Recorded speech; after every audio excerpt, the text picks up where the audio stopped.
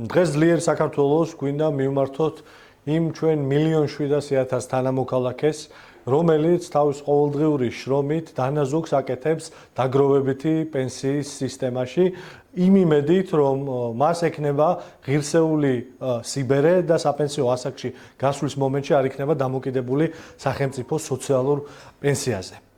Ამ 1,700,000-მა საქართველოს მოქალაქემ უნდა გაცნობოთ, რომ უკანასკნელი 8 წლის განმავლობაში, ანუ პენსიის დაგროვებითი პენსიის სისტემის შემოღების დღიდან დღემდე, ჯამში ნახა მედიანურად 2,400 ლარის სარგებელი. ანუ ჩვენმა დანაზოგმა, რომელიც ყოველთვიურად 2% სახით ჩვენს ანაზღაურებაზე და ჯამაგირზე ეჭრება, საქართველოს ყველაზე მეტი მოქალაქისთვის, ანუ 1,700,000-დან უმრავლესობისთვის, წელიწადში მხოლოდ 300 ლარის სარგებელი ნახა.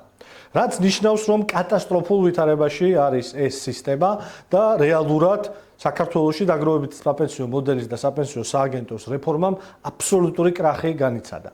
300 ლარი წელიწადში სარგებელი თქვენს პენსიაზე ფაქტიურად ნიშნავს, რომ თქვენ მხოლოდ თქვენი ხელფასის 2%-ს აგროვებთ თქვენი ღირსეული სიბერისათვის. ის ვერავითარ შემთხვევაში ვერ დაფარავს ჩვენ თანამოქალაქეების და ამ 1,700,000 ადამიანის ღირსეულ პენსიას. აქვე მინდა გითხრათ ძალიან საგანგაშო რიცხვები, რომ 2035 წლისთვის ის 800,000 პენსიონერი, რომელიც დღეს გვყავს, გახდება 1,100,000 საპენსიო ასაკში გავა 1,100,000 ადამიანი. შესაბამისად, ბიუჯეტისთვის ბევრად უფრო მძიმე ტვირთი იქნება როგორც ჩვეულებრივად პენსიის გაცემა, სოციალური პენსიის, აგრეთვე ნებისმიერი ზრდა ამ სოციალურ პენსიაზე და ამის პარალელურად, როდესაც ვიგებთ, რომ ჩვენი დანაზოგი მხოლოდ 300 ლარია წელიწადში, ეს ნიშნავს, რომ ჩვენ უნდა ველოდოთ კატასტროფულ შედეგებს ამ თაობის, აი ამ 1,700,000 ადამიანის პენსიაში გასვლის მომენტში.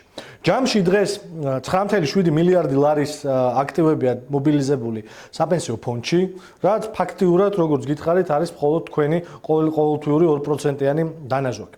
ეს ერთის მხრივ აჩვენებს იმას, რომ საქართველოში რეალური მედიანური ხელფასი, ანუ რეალური სახელმწიფო განაცემები არის ძალიან დაბალი და იცით, რომ მედიანური ხელფასი მხოლოდ 1,400 ლარია და აგრეთვე ხაზს უსმევს ძალიან მნიშვნელოვან დეტალებს, რაც ამ კრახს იწვევს საპენსიო რეფორმის. პირველი, ფონდის აქტივები არის დაბანდებული ძალიან კონსერვატიულ, დაბალრისკიან პორტფელებში, რაც ნიშნავს, რომ ამონაგები იქიდან ფაქტურად მიზერული არის და ამიტომაც გროვდება ძალიან ცოტა თანხა. ამის პარალელურად ინფლაცია, ანუ ფასების ზრდა და ჩვენი ფულის გაუფასურება, რომელიც ყოველთვიურად მატულობს და მატულობს, თლიანად ჭამს ამ რეალურ დანაზოგს, რომელსაც ჩვენ ვაკეთებთ და მოგებას და აუფასურებს ჩვენს საპენსიო დანაზოგს. მესამე, მოქალაქეებს აუკრძალეს, როგორც მოქალაქეებს, ისე კერძო კომპანიებს ძალიან შეუზღუდეს საპენსიო ფონდების კეთება და მოქალაქეებს აუკრძალეს კერძო საპენსიო ფონდებში ფულის დაბადება, სადაც შეიძლებოდა მეტი ამონაგები ქონოდათ, მაგალითად ეს რომ ყოფილიყო კერძო სექტორის მიერ ნამართი. ეს მდგომარეობა არ არის გამოუვალი.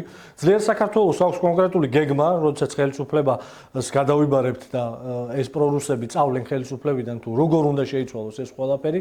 ეს არის აქტიური ჩართვით კერძო სექტორის, რომ ამონაგები იყოს მეტი და თქვენი რეალური დანაზოგი, რომელსაც გააკეთებთ ღირსეული სიბერისთვის, იყოს შესაბამისი, რაც სჭირდება ჩვენი თანამოქალაქეების ღირსეულ სიბერეს და აგრეთვე უნდა ვებრძოლოთ ინფლაციას ძალიან მარტივი მეთოდით.